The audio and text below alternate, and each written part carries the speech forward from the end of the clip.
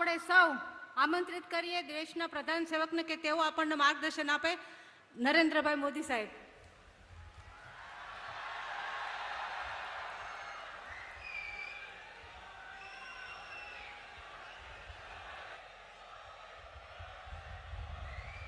जय गिरनारी,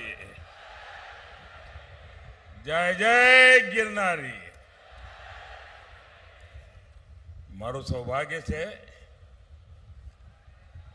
कि गिरनारनी धरती पर आवू અને આટલા બધા સંતોના દર્શન થાય. શેરનાથ બાપુ દેખાય છે ને મુક્તાનંદજી બાપુ નજરે પડે, અમારા મહેશગીરી દેખાય છે. आप सौ संतों ने वडीलों ने मारा खूब खूब प्रणाम.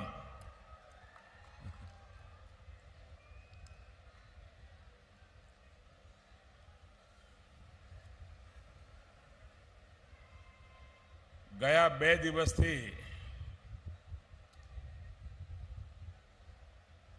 गुजरातनी जनता जनार्दनना दर्शन करवानुं मने सौभाग्य मळ्युं छे.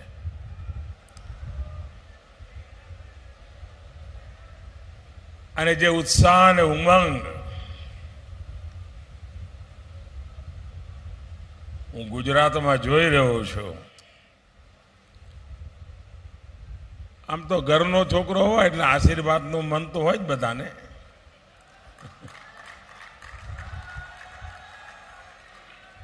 પણ જે ઉત્સાહ અને ઉમંગ હું જોઈ રહ્યો છું,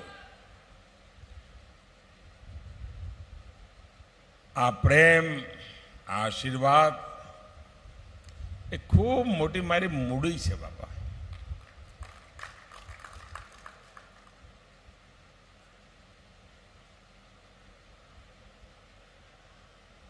अने मने गर्व थाय कि जे जमीन पर बेसीने मैं आप सबना चरणों में शिक्षा दीक्षा लीधी, ये आजे दुनियानी कसोटीए पार उतरी रही है.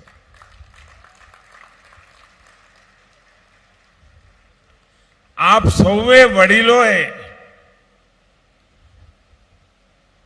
मने आपेली शिक्षा, मने आपेली दीक्षा, मने आपेला संस्कार आज हूँ एने सलाम करूँ छू कि तमारा ये संस्कार ने कारणे आज दुनिया में भारत नो डंको वागी रह्यो छे.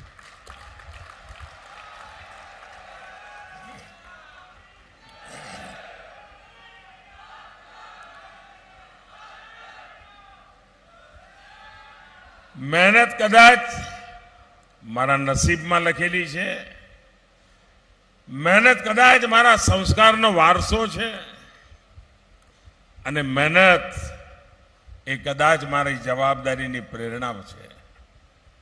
अने एना कारणे गया 10 वर्ष में आपे मने मोकल्या पछी मैं क्यारे पाछू वळीने जोयुं नथी.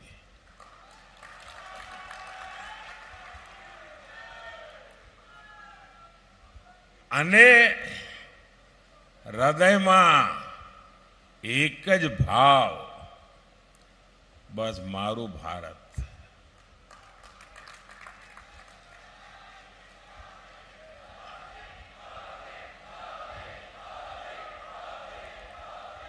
मेरा भारत, मेरा परिवार.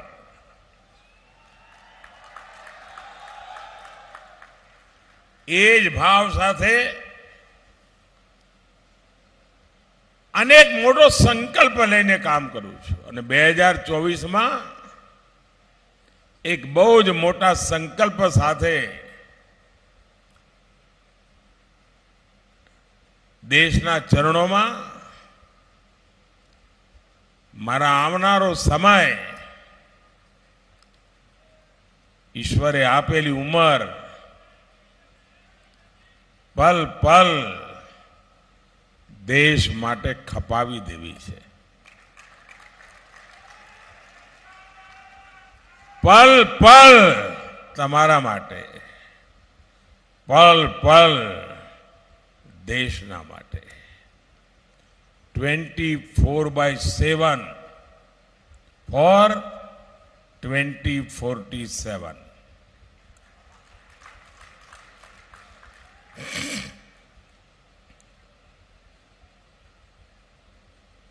અને સપનું છે વિકસિત ભારતનું.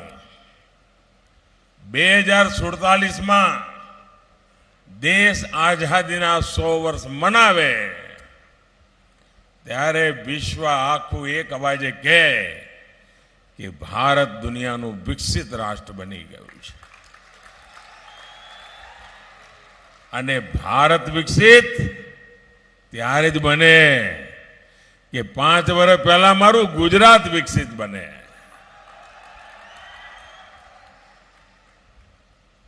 અને આ સંકલ્પને પૂરો કરવા માટે આ ચૂંટણી, भाइयों बहनों, ये चुनाव सामान्य चुनाव नहीं है. देश के लिए तो महत्वपूर्ण है ही है. भारत में स्थिर और मजबूत सरकार दुनिया के लिए भी महत्वपूर्ण है. और मेरे लिए व्यक्तिगत रूप से ये चुनाव एम्बिशन के लिए नहीं है. वो एम्बिशन तो 2014 में देश की जनता ने पूरा कर दिया. 2024 का ये चुनाव मोदी के एम्बिशन के लिए नहीं, मोदी के मिशन के लिए है. और मेरा मिशन है देश के उज्जवल भविष्य का. मेरा मिशन है देश को आगे ले जाने का. लेकिन कांग्रेस का एजेंडा क्या है?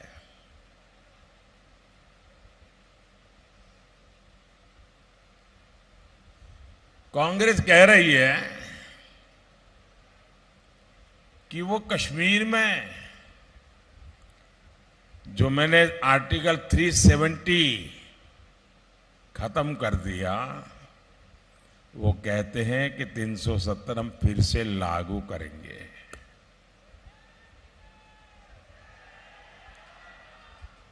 भाइयों बहनों, इस देश में जो लोग संविधान माथे पे लग करके नाच रहे हैं ना, उनकी सर्वसत्ता थी. पंचायत से पार्लियामेंट तक उनका राज था. कश्मीर में भी उनकी सरकारें थी.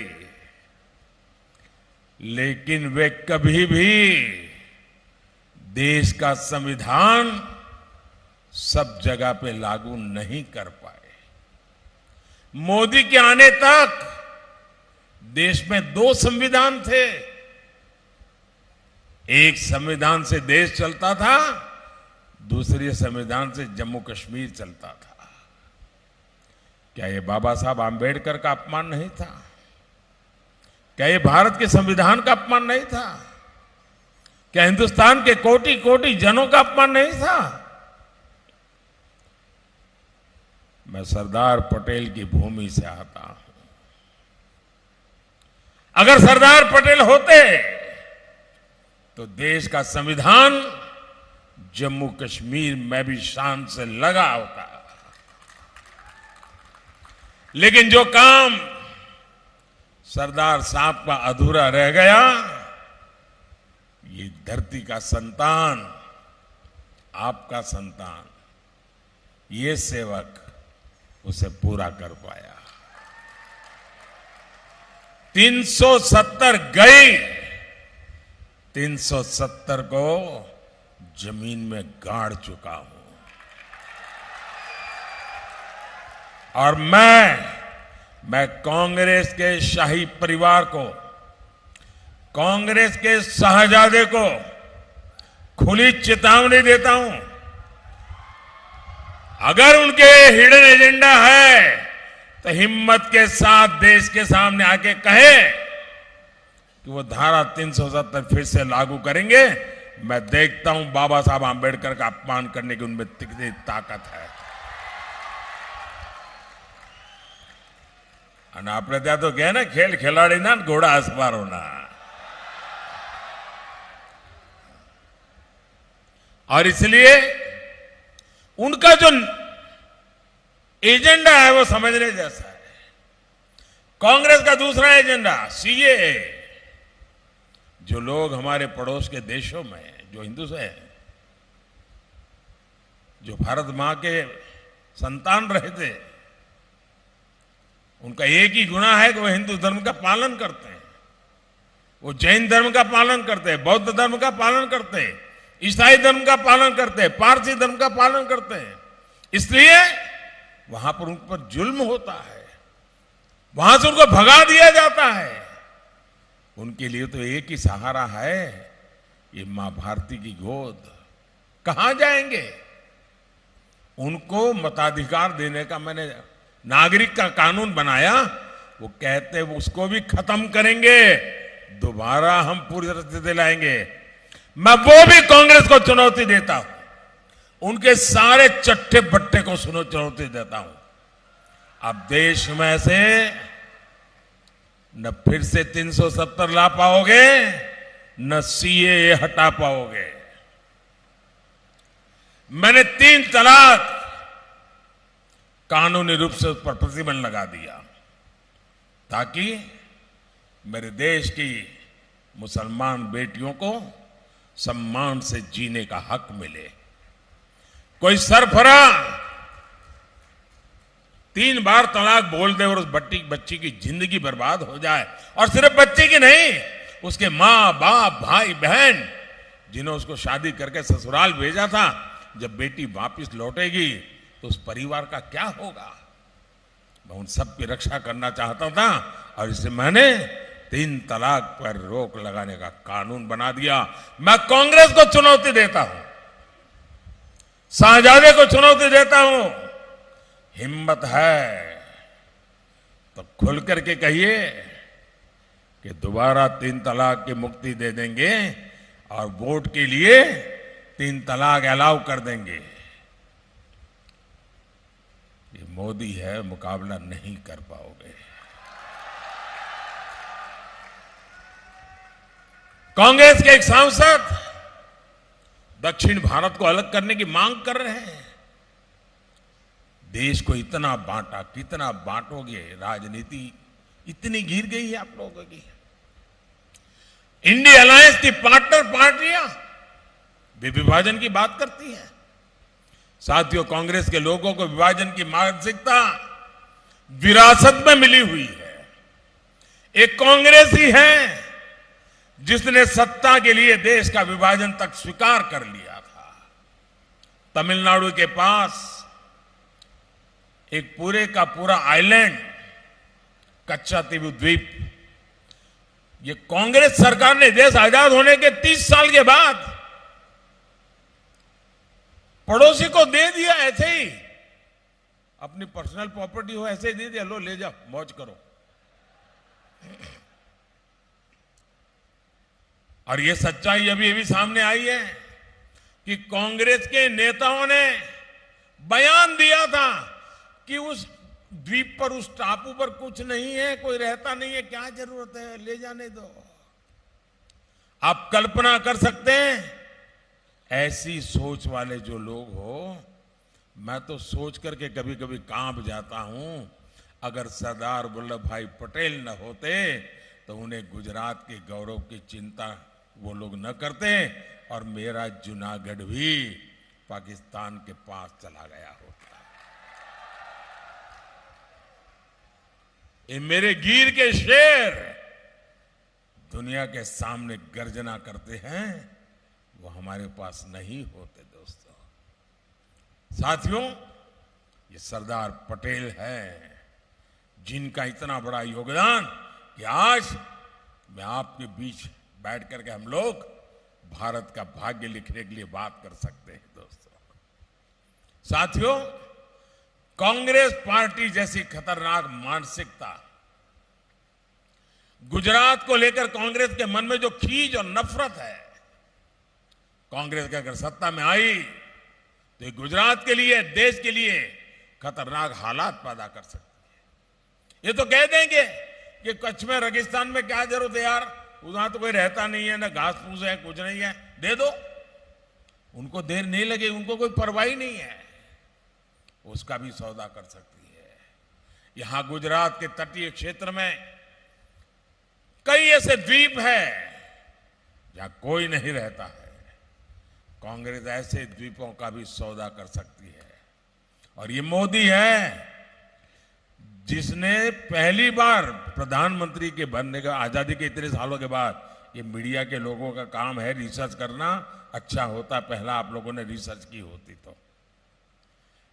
भारत सरकार के पास ये जानकारी नहीं थी कि हमारे पास कितने द्वीप है। मैंने आकर के सैटेलाइट से सर्वे कराया और आज हमारे देश के आसपास, हमारे समुद्र के इलाके में 1300 से ज्यादा द्वीप है और कुछ द्वीप तो सिंगापुर से बड़े हैं। और मैंने ये भी ठान लिया है, मैं उसमें से भी सिलेक्ट कर करके उसका भी डेवलपमेंट करूंगा। ये टूरिस्ट को कहीं इधर उधर जाना नहीं पड़ेगा, दुनिया के टूरिस्ट के लिए यहां जगह बन जाएगी, ये संभावना है। ये हमारे यहां के समुद्री तट के किनारे पर भी है जी, ये सब डेवलप होने वाला है। साथियों, ये कांग्रेस का चलता तो हिमालय की बर्फीली चोटियों का भी सौदा कर सकती है, क्योंकि वहां भी कोई रहता नहीं है। कांग्रेस की खतरनाक सोच से देश को सावधान रहना है। साथियों, कांग्रेस जब तक सत्ता में रही, देश की सुरक्षा को दांव पर लगाती रही।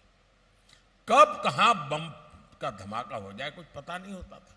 और जो यहां नौजवान है ना, जो 20, 22, 25 साल के हैं, जो पहली बार वोट करने जाने वाले हैं, 10 साल पहले देश का क्या हाल था उनको ध्यान में नहीं होगा, क्योंकि उस समय उनकी उम्र 8 साल, 10 साल, 12 साल रही होगी।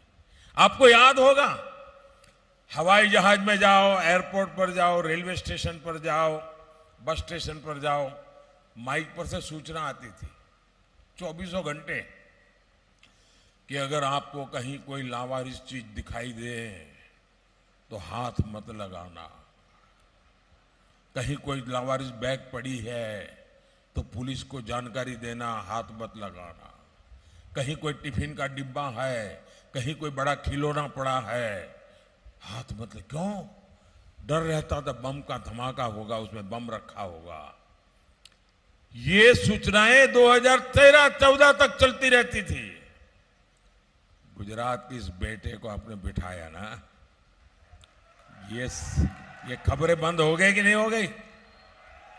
कभी पढ़ा सुना क्या? लावारिस को सुना क्या? वही लावारिस हो गए जो लावारिस की कथाएं करते थे। साथियों, सीमा पार से गोलीबारी होती थी। हमारे सैनिकों को जवाबी फायरिंग के लिए दिल्ली से इंतजार करना पड़ता था।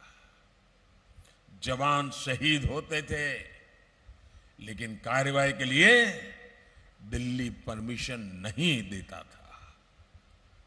कांग्रेस सरकार पहले पाकिस्तान परस्त गिरोह को और देखती थी, उनके इशारों पर देश के फैसले होते थे। वो इकोसिस्टम आज मौके की तलाश में है कि कांग्रेस आए तो उनके जीवन में फिर से एक बार बहार आ जाए। लेकिन क्या देश ऐसे दिन फिर से आने देगा? क्या देश ऐसे दिन फिर से देखना चाहता है? क्या ऐसे लोगों को फिर से एंट्री मिलेगी क्या?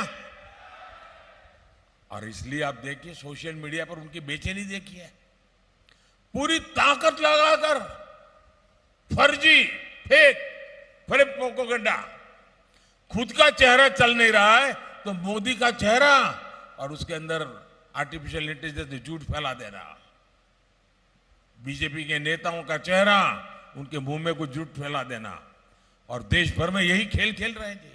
दुकानें मोहब्बत की खोलते हैं और फर्जी माल बेचने का खेल खेल रहे हैं। साथियों, कांग्रेस अब अपना नकाब उतारकर अपने असली रंग में आ चुकी है। पहले कांग्रेस पार्टी ने अयोध्या में 500 साल के बाद भगवान राम का मंदिर बन रहा था।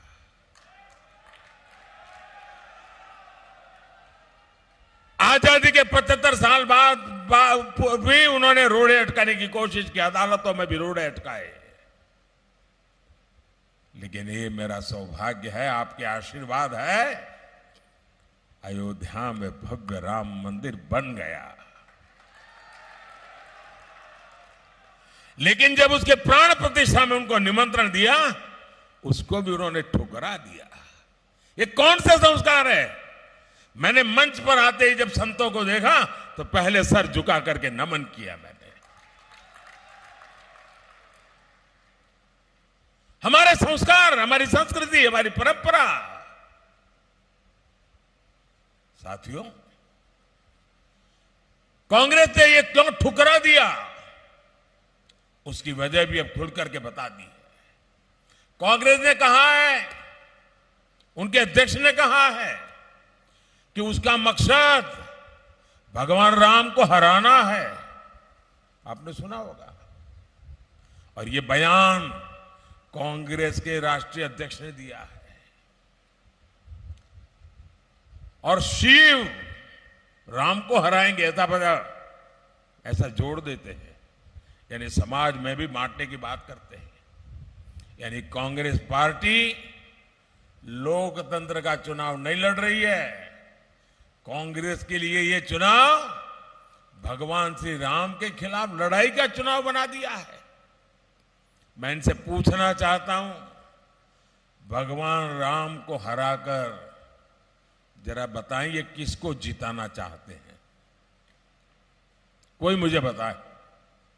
भगवान राम हारने का मतलब कौन जीतेगा? क्या सोचते हैं लोग? और इसी सोच के साथ मुगलों ने 500 साल पहले राम मंदिर को गिराया था। यही सोच लेकर हमारे सोमनाथ मंदिर को ध्वस्त किया था। और हमारे देश के वीरों ने 17 बार सोमनाथ के अंदर कैसी लड़ाई लड़ी थी, बलिदान दिए थे। और कांग्रेस पार्टी अब इसको हरा देंगे, अब इसको तोड़ देंगे, इसको फोड़ देंगे, क्या भाषा बोल रहे हैं? साथियों, कांग्रेस के लिए चुनाव जीतने का नहीं, अपना वजूद बचाने का चुनाव है। और इसलिए कांग्रेस अपना अस्तित्व बचाने के लिए मजहबी वोट बैंक के तुष्टीकरण में पूरी ताकत से उतरी है। और हमारा कांग्रेस के बीच में फर्क साफ है। उनके लिए तुष्टीकरण सब कुछ है, हमारे लिए संतुष्टिकरण सब कुछ है। हम देशवासियों को संतुष्टिकरण के लिए काम करते हैं। यहां तक कि कांग्रेस का मैनिफेस्टो भी मुस्लिम लीग की भाषा में लिखा गया है। हमारे यहां तो कहावत है, हथेड़ी में चांद बतावे એવું કહે છે ને। હવે તેમનો હાથ જોયો તો ચાંદ જ ચાંદ દેખાય, બીજું કઈ દેખાતું જ નથી। कर्नाटका में कांग्रेस ने ओबीसी समाज का आरक्षण धर्म के आधार पर मुसलमानों को दे दिया। जब देश का संविधान बना था, महीनों तक चर्चा चली थी और देश के संविधान के निर्माता, और उस समय कोई उसमें आरएसएस बीजेपी वाला नहीं था, कांग्रेस के मूर्धन्य नेता थे, डॉक्टर बाबा साहब आंबेडकर जी थे। और महीनों तक चर्चा करके तय किया था कि हिंदुस्तान में धर्म के नाम पर आरक्षण नहीं दिया जाएगा, धर्म के आधार पर आरक्षण नहीं दिया जाएगा। दलितों को, आदिवासियों को, बख्शीपंथ पिछड़ों को या सामाजिक कारणों से आरक्षण दिया गया। लेकिन कांग्रेस ने क्या किया? कर्नाटका में रातों रात एक फतवा निकाला और एक ऑर्डर निकाला, और कर्नाटका में भी जितने भी मुसलमान हैं सबको ओबीसी घोषित कर दिया। और ओबीसी को जो वहां 27% आरक्षण मिला था, उसका बड़ा हिस्सा लूट लिया। क्यों? उनके दिमाग में सिर्फ अपनी वोट बैंक भरी हुई थी। ये कोशिश कांग्रेस ने आंध्र में भी की थी, और अब कांग्रेस संविधान बदलकर पूरे देश में दलितों, आदिवासियों और पिछड़ों का आरक्षण कम करके उनको छीनने का और बांटने का संकल्प लेकर के बैठी हुई है। लेकिन मोदी ने खुले मन से जनता के बीच कांग्रेस की इस साजिश को देश के सामने ला दिया है। मैंने गारंटी दी है कि एससी, एसटी, ओबीसी को मिले आरक्षण को, सामान्य समाज के गरीबों को मिले हुए आरक्षण को अब कोई भी हाथ नहीं लगा सकता। और मोदी जिंदा है तब तक धर्म के आधार पर आरक्षण नहीं करने देगा। भाइयों और बहनों, मैं पिछले 9 दिनों से कांग्रेस को 3 चुनौतियां दे रहा हूं। मेरी पहली चुनौती है, कांग्रेस लिख करके दे कि वो देश में संविधान बदलकर धर्म के आधार पर मुसलमानों को आरक्षण नहीं देगी। मेरी दूसरी चुनौती है, कांग्रेस लिख करके दे कि वो एसटी, एससी, ओबीसी और सामान्य समाज को जो 10% गरीबों को मिलता है, संविधान से मिला आरक्षण का अधिकार नहीं छीनेंगे। मेरी तीसरी चुनौती है, कांग्रेस लिख करके दे कि जिन राज्यों में कांग्रेस की सरकार है, वहां वो कर्नाटका का जो मॉडल है, ओबीसी को काट करके धर्म के आधार पर आरक्षण देने का, वो किसी भी अपने साथियों की सरकारों में, राज्यों में इस प्रकार का पाप नहीं करेंगे। ये देश को लिख करके दे। मैं लगातार बोल रहा हूं, चुप बैठे हैं, मतलब उनका ये हिडन एजेंडा है, मतलब उनकी सोच में कोई खोट है। और इसलिए मैं आपको चेताने आया हूं कि हम ये पाप उनको नहीं करने देंगे। और कांग्रेस मेरी चुनौतियों से भाग रही है, और कांग्रेस जैसे ही वो कुछ भी बोलेगी, कांग्रेस का हिडन एजेंडा सामने आ जाएगा। साथियों, जूनागढ़ समेत ये सारा क्षेत्र हमारा समुद्री तट का इलाका है। मैं समझता हूं देश के विकास में कोस्टल इकोनॉमी की बहुत बड़ी भूमिका है। हम ब्लू इकोनॉमी पर बल दे रहे हैं। कांग्रेस जब तक यहां रही, उसने गुजरात के तटीय क्षेत्रों का विकास की तरफ अनदेखा किया। हमारी सरकार ने पहली बार गुजरात की कोस्टल इकोनॉमी को समृद्ध बनाने की दिशा में काम किया। ये भाजपा ही सरकार है जिसने पहली बार मछुआरों को किसानों की तरह किसान क्रेडिट कार्ड की सुविधा दी। हम लगातार तटीय इलाकों में इंफ्रास्ट्रक्चर के विकास पर फोकस कर रहे हैं। सूत्रापाड़ा, माडवाड़ा, नवल बंदर और वेरावल पोर्ट, इसको हम डेवलप कर रहे हैं। 22 हेक्टेयर में 7,000 से ज्यादा नावों की क्षमता वाला फिशिंग हार्बर तैयार किया जा रहा है। ऐसे ही प्रयासों से पिछले 20 वर्षों में गुजरात का मछली निर्यात 8 गुना से अधिक बढ़ गया है। आज गुजरात जापान को भेजी जाने वाली सुरीमी का प्रमुख उत्पादक है। अब बीजेपी ने अपने संकल्प पत्र में मछुआरों की आर्थिक समृद्धि की गारंटी दी है। हमारा संकल्प है कि पीएम मत्स्य संपदा योजना का विस्तार करेंगे। हमारा संकल्प है कि मछुआरे भाई बहनों के लिए बीमा कवरेज मिलेगा। हम उसको बढ़ाना भी चाहते हैं। हम प्रोडक्शन और प्रोसेसिंग क्लस्टर भी बनाएंगे और सीवीड की खेती को भी बढ़ावा देंगे। यानी देश की आजादी के बाद हमारे समुद्री तट थे, इतना बड़ा समुद्री तट हिंदुस्तान का, लेकिन अलग फिशरमैन के लिए मिनिस्ट्री नहीं थी। पहली बार बीजेपी ने मछुआरों के लिए अलग मंत्रालय बनाया है, क्योंकि हम ब्लू इकोनॉमी को, मछुआरों के जीवन को, हमारे कोस्टल को हर प्रकार से डेवलप करना चाहते हैं, उनके जीवन में बदलाव लाना चाहते हैं। साथियों, गुजरातनी धरती, મને યાદ છે હું જ્યારે ગુજરાતનો મુખ્યમંત્રી હતો અને બહાર જઈને વાત કરું કે અમારું બજેટ મોટું પાણીમાં જાય છે, કારણ કે ગુજરાતમાં 10 વર્ષમાં 7 વર્ષ દુષ્કાળ પડે, પાણી વિના આપણે બલખા મારતા હોઈએ એવા આપણા દિવસો. આજે ગુજરાત જે 20 વર્ષ લગાતાર પાણી માટે આપણે મહેનત કરી, જન આંદોલનો ચલાવ્યા, અમૃત સરોવર બનાવ્યા, ચેક ડેમો બનાવ્યા, સુજલામ સુફલામ યોજના બનાવી, આ બધા પ્રયત્નોનું પરિણામ છે કે આજે આપણે પીવાના પાણી અને ખેતરને પાણી પહોંચાડી શકીએ છીએ. નર્મદા યોજનાનો આપણે પૂરતો લાભ પહોંચાડવા માટે સૌની યોજના આ ચાલી છે. જલ જીવન મિશન, ઘરે ઘરે નળથી જળ મળે. મારી માતાઓ બહેનોને માથે બેડલા લઈને 2 કિલોમીટર જવું પડતું હતું, બધું બંધ કરાવી દીધું. મોદીએ બેડલા ઉતરાવી દીધા. તાળે અને ઘરમાં નળમાં જળ મળે. જુનાગઢ, પોરબંદર, અમરેલી આ બધા જ ગામોમાં પાણી પહોંચે એની વ્યવસ્થા. મોટી પાઇપલાઇનો લાગે. હું જ્યારે ગુજરાત બહારનું કોઈને કહું ને કે મારુતિ કાર જાય એવડી મોટી પાઇપલાઇનો છે તો એમને આશ્ચર્ય થતું હતું. અને ગુજરાતવાળા તો જોઈ છે, અંદર ઘર બનાવીને રહેવું તો એવડી મોટી પાઇપ નાખી છે મેં નીચે. અને અમરેલીમાં સૌની યોજનાથી 30,000 હેક્ટર ભૂમિને સિંચાઈ પહોંચી છે. આદિવાસી ખેડૂત 3 ફસલ ઉગાવી શકે એની વ્યવસ્થા કરી છે. લગાતાર વિકાસ માટે નવા ઇન્ફ્રાસ્ટ્રક્ચરને બળ આપ્યું છે.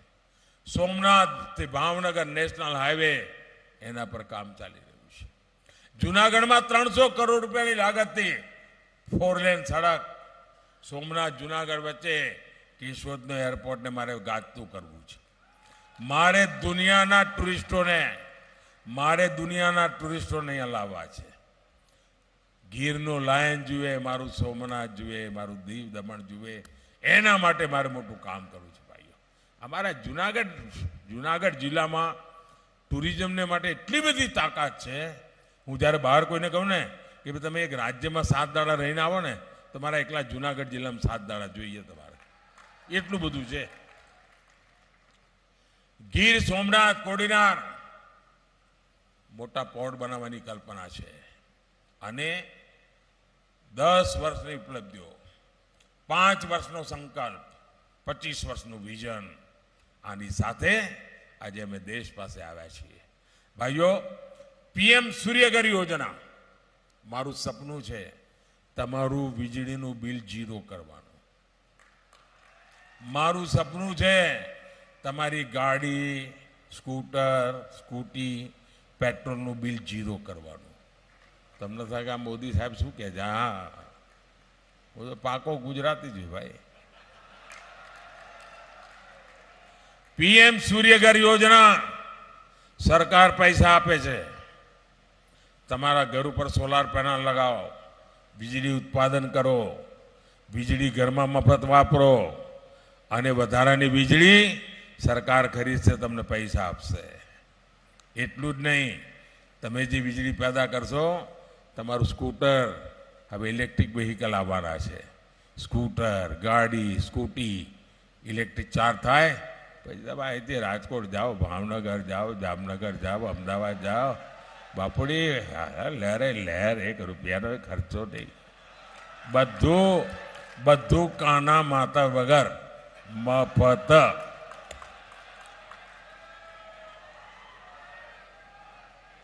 મેં એક બીજું કામ માથે લીધું છે. મારે 3 કરોડ દીકરીઓને લખપતિ દીદી બનાવી છે. દેશમાં ગામડામાં 3 કરોડ લખપતિ દીદી બનાવી. એટલા માટે મારે એક પ્રસંગ કહેવા માંગુ છું. હું થોડા દિવસ પહેલા મધ્યપ્રદેશના શહેડોલ પાસે આદિવાસી ગામમાં ગયેલો. કોઈ કાર્યક્રમ હતો નહીં, મારી પાસે સમય હતો, જ્યારે ગામમાં મને થયું ચાલો બધાને મળું. તો ત્યાં સ્વયં સહાયતા સમૂહ ચલાવનારી કેટલીક બહેનોને મળવાનો કાર્યક્રમ બનાવ્યો. તો એમની જોડે હું બેઠો, તો મેં બહેનોને પૂછ્યું કે બેન શું ફરક પડ્યો છે?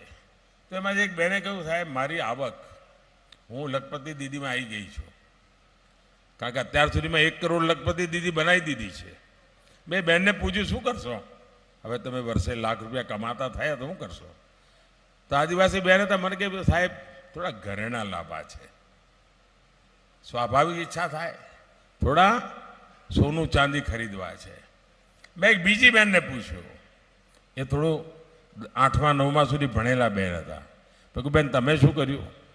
એ કે મેં તો મારા પતિ છે ને એ સાયકલ પર મજૂરી કરવા જતા હતા, તો એમના માટે સ્કૂટી લઈ આવી. પછી કે મને ખબર પડી કે મને બેંકથી લોન મળે, તો મેં જરા ભણેલી હતી લીધું તપાસ કરી. પછી મેં ટ્રેક્ટરની લોન લીધી અને મેં મારા પતિને એમના જન્મદિવસે ટ્રેક્ટર ભેટ આપ્યું. એક આદિવાસી દીકરી કહે છે મેં એને ટ્રેક્ટર ભેટ આપ્યું. અને પછી મને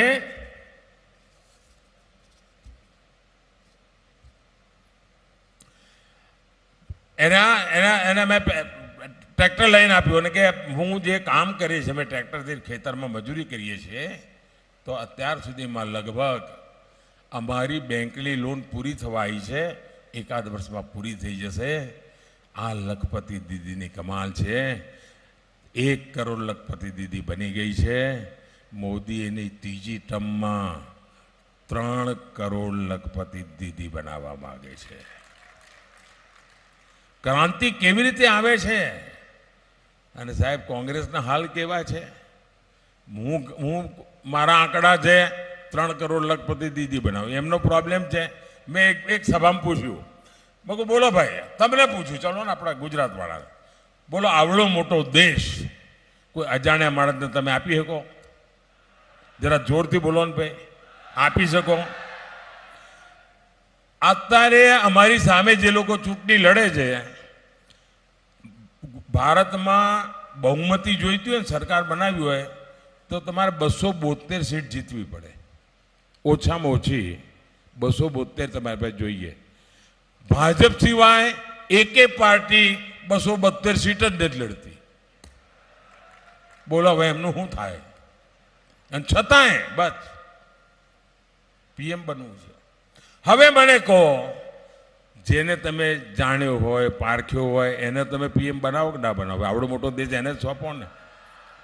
જેને જેનો રેકોર્ડ જ ખબર ના હોય એને તમે પીએમ બનાવી શકો? હવે એમને મેં જરા પૂછ્યું કે ભાઈ તમે કહો તમારે કોણ માણસ છે, કોને સોંપે દેશ? ચલો નામ તો આપો એક. તો એમણે શું ફોર્મ્યુલા કાઢી છે કે અમે બધી પાર્ટીઓ ભેગી થઈને દર વર્ષે એક પ્રધાનમંત્રી, બીજા વર્ષે બીજો, ત્રીજા વર્ષે ત્રીજો, 5 વર્ષમાં 5. હવે આ લોકોને મારે કેમ સમજાવવું?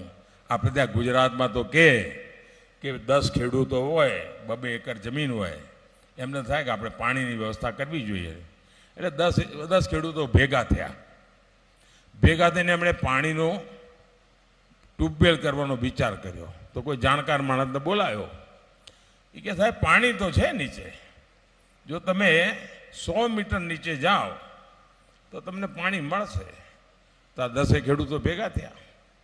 એ કે શું કરીએ? તો કે મારા ખેતરમાં 10 મીટર કરો, બીજો કે મારા ખેતરમાં 10 મીટર કરો, ત્રીજો કે મારા ખેતર, તો કે 100 મીટર થઈ જશે. અલ્યા ભાઈ, આ 10 ખેતરમાં 10 કુવા કરે પાણી ન નીકળે, એ તો એમાં તમારે એક જ જગ્યાએ 100 મીટર કરવું પડે ત્યારે પાણી નીકળે.